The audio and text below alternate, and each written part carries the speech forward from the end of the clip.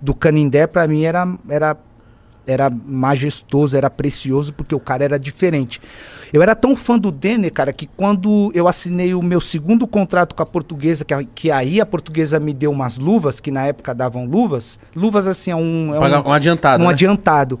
Cara, eu comprei eu falei, agora eu vou comprar o carro que o Denner tem. O Denner tinha uma Eclipse branca, Mitsubishi, Meu Deus, era o carro da época. O Eclipse pô. era o Eclipse, pai. Só que eu fiquei meio assim, eu falei, mano, se eu comprar esse carro, e a casa própria da minha mãe, que é o sonho dela. Agora, ninguém vai morar dentro desse carro. Você lembra na época quanto que foi? Mano, era caro, hein? Era o carro da época, pô. Era essa Eclipse branca, velho. Ele tinha uma branca, era o carro da época, era... Você queria uma igual. Eu queria uma igual. Eu falei, mano, eu vou ter um carro igual do... Eu fui na concessionária, achei o carro, mas não tinha branco, tinha verde. Falei, mano, vai esse carro verde aí mesmo. Eu agora vou ter o carro.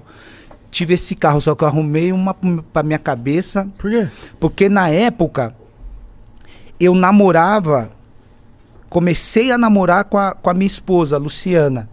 E ela morava ainda lá, só que eu já tinha saído de lá, da Zona Leste, lá de São Miguel. Então, como eu já tinha saído de lá, a gente namorava, eu ia todos os dias ver ela, né? Terminava o treino à noite, Eclipse escola. Verde. Qual que era o verde? Mano, Era o verde. Era o verde, era aquele verde. Era um verde Escuro? escuro, mano. Era top. E naquela época você não podia usar, não era liberado, não tinha permissão ainda de usar isso filme. Então, todo mundo te via. Você dentro do carro, você passava com o carro, eu arrumei pra minha cabeça.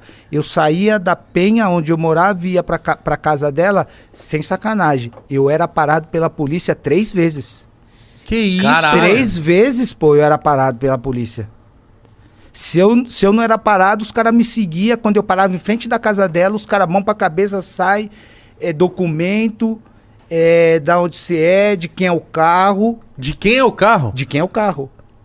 Aí eu, não sei o quê.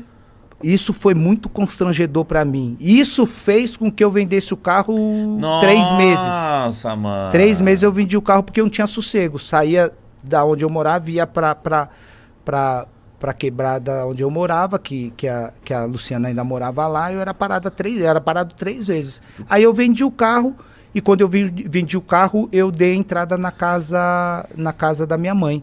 Que bom você ter falado isso, Zé, porque tem muita gente que acha que isso não existe. E você era jogador de futebol, hein? Eu era jogador de futebol e eu tava começando, né? Então quando a polícia naquela época me parava e fazia os questionamentos, eu tava começando a minha carreira, não era conhecido, não sabia o que eu era. E isso pra mim era muito constrangedor, né? Não, isso é racismo, né, mano? Você não poder ter um carro bom, ou um carro que você sonha, você não poder ter ele porque você é preto, e eles, quando me paravam, achavam que eu tava com o carro porque o carro foi roubado. E muitas pessoas perguntam pra mim, poxa, Zé, você morou 14 anos fora do Brasil, 12 na Alemanha, 1 ano na Espanha, 1 ano no Catar. Você já sofreu racismo lá fora? Lá fora não sofri racismo nenhum. Nem discriminação, nem preconceito por ser estrangeiro, né? Uhum. Por ter jogado em 3 clubes na Alemanha, mas vivi isso dentro do meu país. Eu vivi isso e isso pra mim foi muito triste. Caralho, imagina ter que vender um carro Um por causa carro disso, cara. Carro do seu sonho. Por causa do meu sonho. Caralho, que triste. Isso é muito triste. É triste, é triste.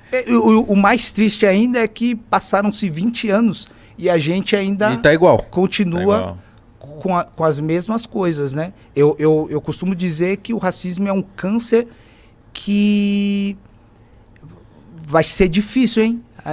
Achar a cura. Vai ser difícil achar a cura.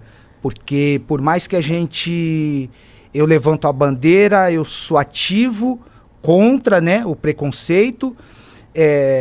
Se levanta uma outra pessoa, de repente, conhecida nos Estados Unidos, outro na Europa, defendendo, né, sendo contra o racismo, mas se não matar o câncer, ele vai continuar inserido dentro das pessoas e a gente vai só tá passando épocas, consegue passar um paninho aqui, mas ele vai continuar. Eu acho que o remédio para matar esse câncer aí do racismo, eu acho que vai ser difícil encontrar. Enquanto não encontra, a gente vai ter que viver Mas você com acha ele. que com o tempo isso